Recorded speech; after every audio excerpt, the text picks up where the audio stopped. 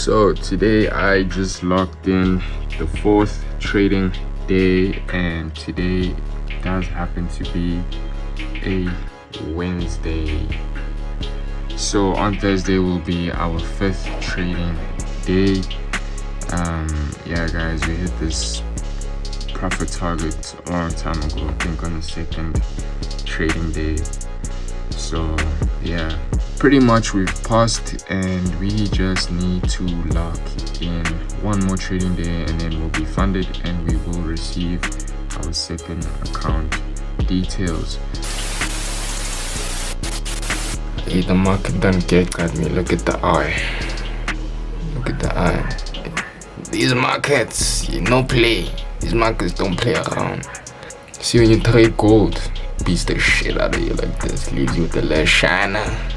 But I'm joking guys, I got this from soccer practice. We're playing a practice match yesterday, and as you know, CDM player, it get physical in the midfield now. It get real physical. And you know, when you mark Bruce, when Bruce think that they too much, when Bruce think that they Neymar or Messi, and then you mark them like small boys, and then you know, they just wanna retaliate, you know, they wanna try and prove something, and then bastards end up injuring you. Just a little blemish, nothing too serious. Looks bad though. It looks bad. Looks like some pink eye or something. It looks like someone got a one up on me. Anyways, I don't know if this is gonna focus, but if it's willing to focus, but yeah, that's what it's looking like. So minimum days acquired and all that good stuff. In 6 more hours I'm gonna do the KYC, and then I'm gonna receive my funded account, hopefully immediately after doing the KYC. If not, probably early hours of tomorrow morning. Tomorrow's NFP, Good Friday, so I don't know if I'm gonna trade, but hopefully I see some opportunities. But yeah, as I was saying, if I see any good trading opportunities, then I might take the first trade on the funded account tomorrow. If not, I'm gonna wait for next week, and then yeah, pay out in 2 weeks. So I only need to trade for 14 days. You know, if next week is a good week, the following week is good, I might not even trade the whole 14 days. I do have a target in mind, and yeah, depending on, you know, that's the target right there. It's the target. So yeah, if we can get, looking to make 100K. If I do, that will be the biggest payout I've ever received. By the way, I actually hit my 7th year of trading. Well, I just started my 7th year of trading on the 28th of March. So I'm officially in my 7th year of trading. So hopefully in these next 2 weeks, I'm gonna see what 7 years worth of trading can deliver for me. Hopefully I can make 100K, maybe more. So yeah guys, hopefully we're gonna make 100 times this, in fact 1,000 times this amount. That will be beautiful. So yeah, stay tuned.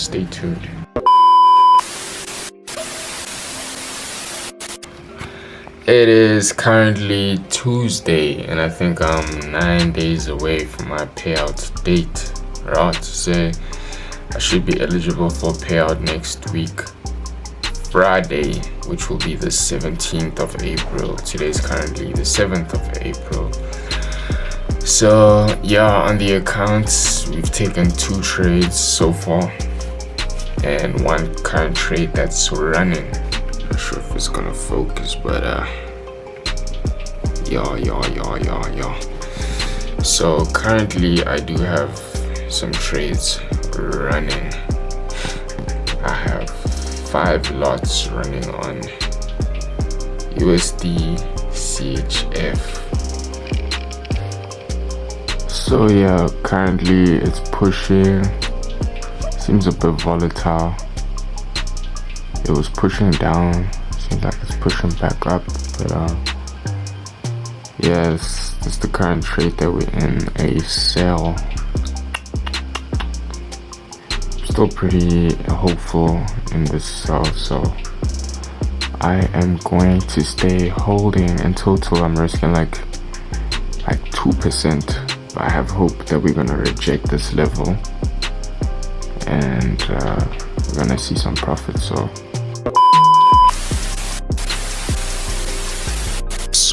currently in some deep reds, deep drawdown. So I think I'm gonna just go hit some golf balls. I'm gonna take my clubs, link up with bro, go hit some golf balls. Yeah, de-stress. Seems like there's a lot on my mind, so yeah, heading out.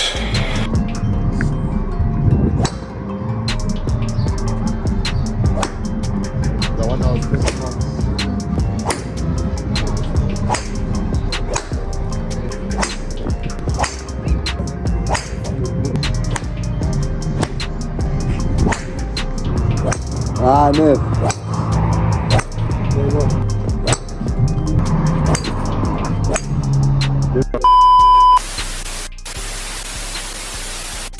Today is currently a Friday and I have been trading my 50k account for a week now, for 5 days. My payout is due next week Friday, so this is now basically a recap. So what I've decided I'm going to do is that even trading the funded account is going to be a series, and I'm just gonna break it down into a couple of episodes. So yeah, this is episode 1 of officially being funded 50k with the Fundednext. And guys, I'll tell you, the first week of trading this account was rough. It was rough. All of a sudden I hit a losing streak after being on a heavy winning streak. I pretty much lost every single trade taken so far on the account, and the one trade that won actually was not taken on the funded account. So pretty much what I'm gonna do is show you guys the trades that were taken, show you my dashboard, and yeah, all that good stuff. Show you my trading journal, and yeah, we'll just look into the trades that were taken. And yeah, I don't know if I'm gonna overlay the results over here or if that's just gonna be a different segment. I haven't really decided how I want to edit the video yet. I'm just like documenting everything, but I think we can get right into it. As you guys can see, last week was a beautiful week. Only one loss. There was only one loss last week on GBP/JPY, and we took the first trade on the account, which was a AUD CAD short, which ended up closing out for break even. We had AUD CAD, and yeah guys, it was like a nice setup. For me, it was looking like a breaker block setup, and it seemed like price was respecting our 618 level. So I got in on a sell. Price pushed at its highest. I think we saw about $200, but it was a Friday evening, and essentially I just wanted to be safe. Didn't want to hold over the weekend. Move my stops to break even, and around 10 o'clock the spreads widened, and that kicked me out of the trade. So then coming into this week, we had a short on USD/JPY in which we lost 16 pips. It was a 1-3 New York session trade. So essentially I'd seen price tap into a higher level of liquidity. We swept above these highs, tapped into area of interest. We had a order block and we had a fair value gap at that level. Price then shot down, breaking these lows, violating this order block, and then when price then pulled back in, I waited for some confirmation, received some inverse pin bars or whatever you want to call these reversal candles. We had a bearish engulfing, and once we had that bearish engulfing, I then entered for a short position. So it did see a little bit of profit, but not too much, before then reversing. This was a higher risk setup because ideally I would have wanted to enter at this level over here. So we then got stopped out and just waited to see what price did. So there was a ED CAD trade that we missed, but I won't cover that. So our second trade on the account was a USD CHF short again, and we lost 11 pips. This was a 1-2. So as you guys can see, it was pretty much the same setup. The first trade was over here. Price then violated us, and then we then got in at the ideal entry. So initially my stop loss was at these protected swings. As you can see, I've identified the protected swings, but let me just zoom in a bit. So if you guys can see, once we got tapped in, price literally shot down, and then when it shot down, I scaled in. Right, so I had two positions. So when price pulled back to entry, I was like, you know what, I trust the setup, high probable setup. Let me just add another position. So in total, I think on this trade I was risking 1%. I'd lost 1%. I was risking 2% on this trade. That lost us about 1,000. So the second trade we lost 2% and stuff. And I think because I had applied more risk than I wanted to, I only wanted to risk 1% to trade, which was a fatal decision because, of course, price then went, tapped my stop loss exactly at that level, exactly where my stop loss was, and then reversed and shot down, went all the way to TP2. So on this trade, I would have made like $3,500 or 50,000 Rand. But I ended up losing like $1,000 or 20,000 Rand. So it was a beautiful, beautiful setup, high probability setup, but just fidgeting because I overexposed myself to the risk. I should have just had one position and held. So guys, we then had a Euro CHF long, which was closed for break even, and I ended up re-entering on this position and I lost. So also another textbook setup. We had a 4-hour level of support where price was like consolidating. We broke out to the upside, we impulsed to the upside, and then price began reversing. So as price was reversing, I then identified my order block, my 786 level. Almost got stopped out, and then price started pulling back, and at this point I'd been holding for maybe a good 12 hours. So once price was in a little bit of profit, I think I saw maybe $150, $200. I moved my stop loss to break even. I was like, you know what, I didn't expect to be exposed to so much drawdown, and I don't want to sit another 12 hours in drawdown. So once I saw a little bit of profit, I just moved to break even, and I just wanted this thing to fly. If it wasn't prepared to fly, I was happy to take a break even. So when price then pulled back like that, we got stopped out for break even. The next trade that was taken was a CAD JPY short, which we lost 25 pips on. I was aiming for a 1-3. It was taken in New York session. So as you guys can see as well, we had this order block, which price did not respect. Price then pulled back, creating a breaker block. I should have been looking for buys. Pretty much sure if I'd drawn my fib, this would have been the 786 level. I could have gotten an entry over there, got it in for a long. But because I just seen price pull back so aggressively, I decided to look at it like, we had rally, base, rally.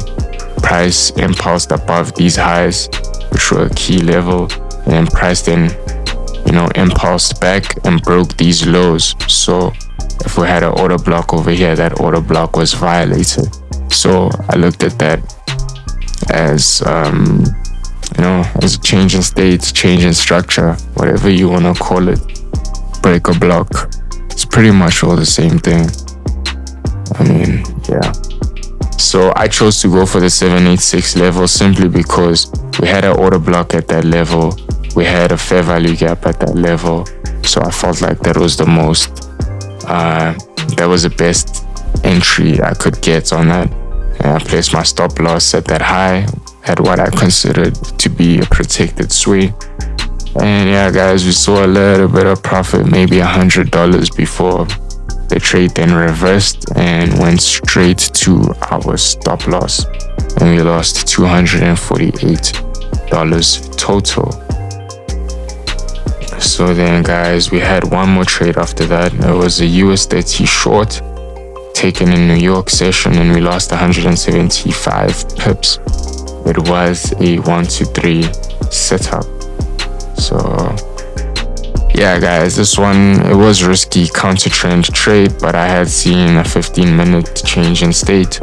Price seemed to have been respecting that level, and I felt like we were creating some liquidity, and we had this news candle below over here. I think this was news of the ceasefire. Trump, the US and Iran came to an agreement on a ceasefire for 2 weeks, and then that affected US30 in a bullish manner. But for me to get in on these sells, that ceasefire was in question because Israel dropped some missiles on Lebanon, killing 160 to 250 people. So then Iran was claiming that the USA has violated the ceasefire. So I anticipated that there would be some bearish news, and I anticipated it would match the bullish push that we had the day before.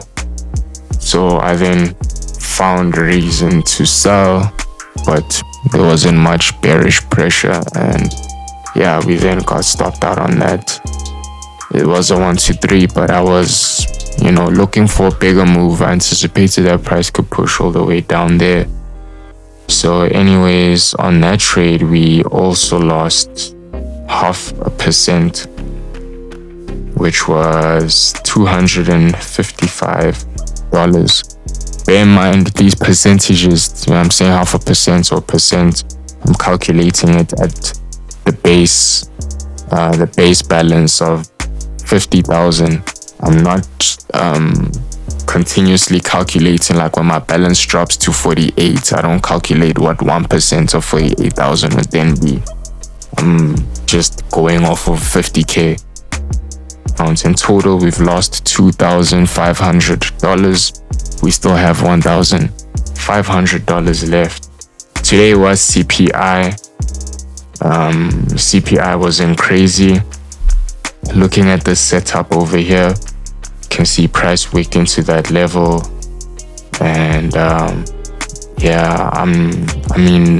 there could be a potential short-term sell to these levels, but I'm just looking for price to come tap this area over here, and hopefully we can see some bullish pressure once New York opens in 15 minutes. So I currently have a buy limit order set.